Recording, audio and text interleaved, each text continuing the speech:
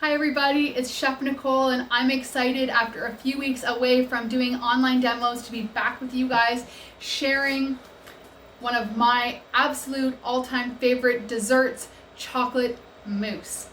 So I just want you guys to just actually know how easily you can make this dessert at home. I know it can seem like one of those things that we order when we're out, but not necessarily feel confident to make at home. So what I'm really hoping is that by the end of this video, you guys will feel confident enough to try this dessert out, maybe even share it with your family this holiday. So let's get started. All right, so the first things that we have to do is to get our sugar and our eggs into our bain-marie. Okay, this just simply means a water bath underneath a bowl. So while I'm using a stainless steel bowl, you can feel free to just, if you have a glass bowl, anything that's heat safe, you can use that for this recipe in case you don't have this. But you do want to make sure your bowl fits over the pot that you're using. So first thing that I'm going to do is get my eggs. These are whole eggs that we're using today.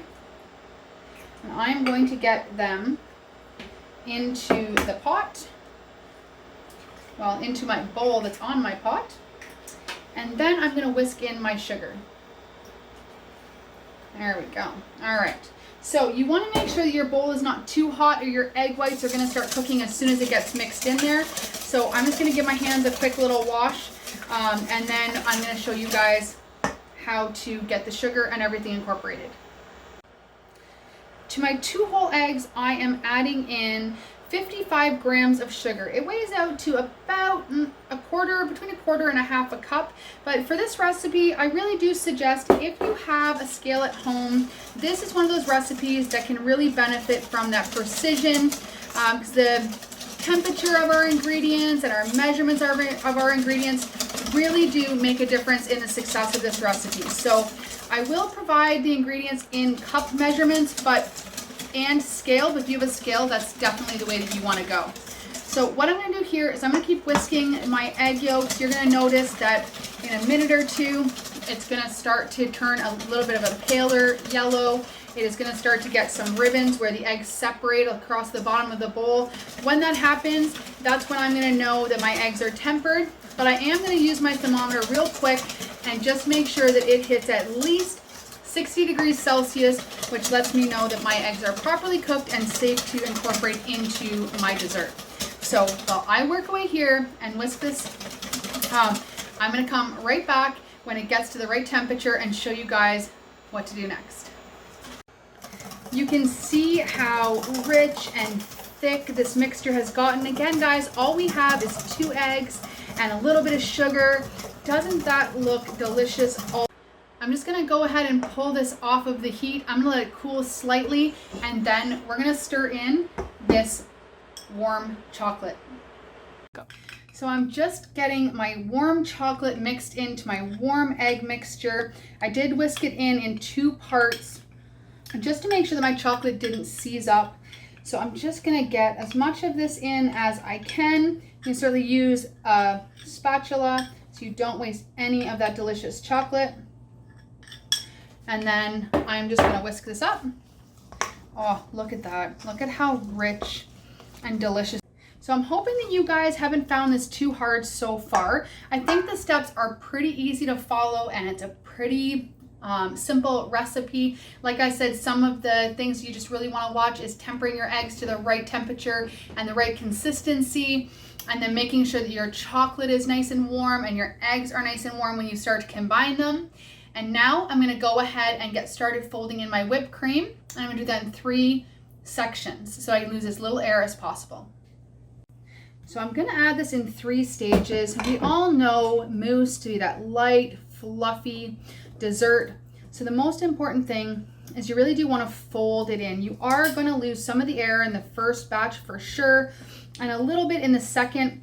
But the goal is really to minimize how much air you lose, but that it's still fully incorporated so you don't have any streaks of white and chocolate.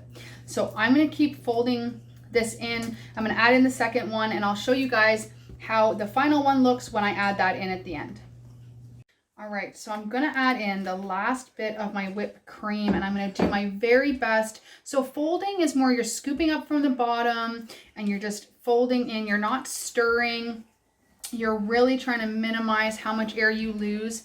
If I get the right texture, then what's gonna happen is when I put it in my piping bag and I pipe it out, it's not gonna come oozing out the bottom.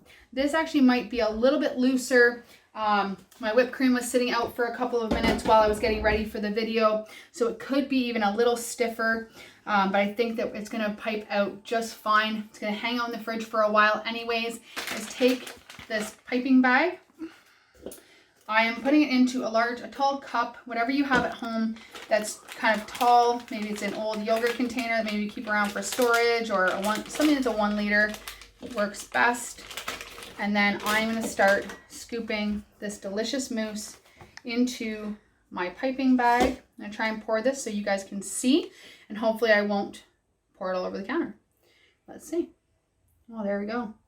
All right, guys.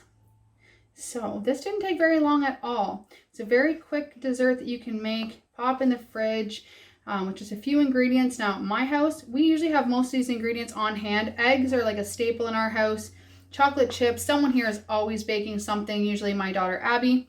And whipped cream, actually, to say that pretty much is always here too. We like to put them on crepes. My kids like to make specialty coffees, all those kinds of things. So there's usually those 3 ingredients in the house and some sugar, and you have all the things that you need to make a fantastic chocolate mousse. Is to use a little bit of PCB piping. This is literally, you can pick this up at Home Depot, wherever. They'll cut it for you, whatever size you want. And then you can line it with parchment paper. And then we are going to take our piping bag and we're just going to put it in the very bottom. Obviously, you're going to have to transfer it off this plate, or you could always pipe it into a container that you're going to serve it on. And it is oozing out the top on me, guys. All right, hold on a second. I'm going to scoop some of this out, and I'll be right back to show you guys how to pipe it into this mold. All right, so my mousse is out of the mold, and as you can see, it did kind of melt a little bit just because of the temperature in here, but that's okay. I'm going to put a nice berry coulis over the top, and so you're not even going to see that. So that's a nice way that you can kind of hide some of the imperfections of your desserts. Right now, what I'm doing is I'm just actually filling in these little chocolate designs that I made with this creme anglaise, just for a little bit of color. And then as I said, I'm gonna just pour some berry coulis over the top. Let it just kind of run down the side.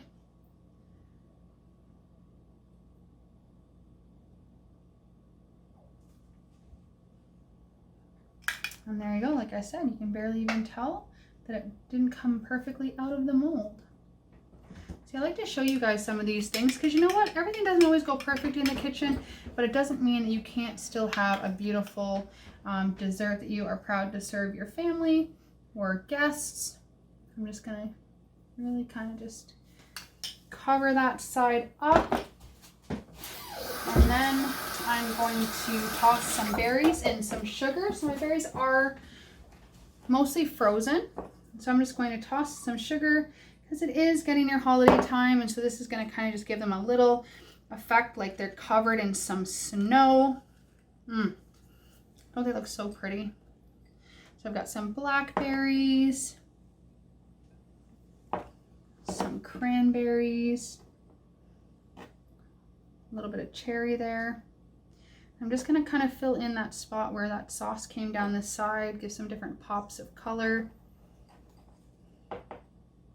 It's a really festive dessert with the cranberries in it. And then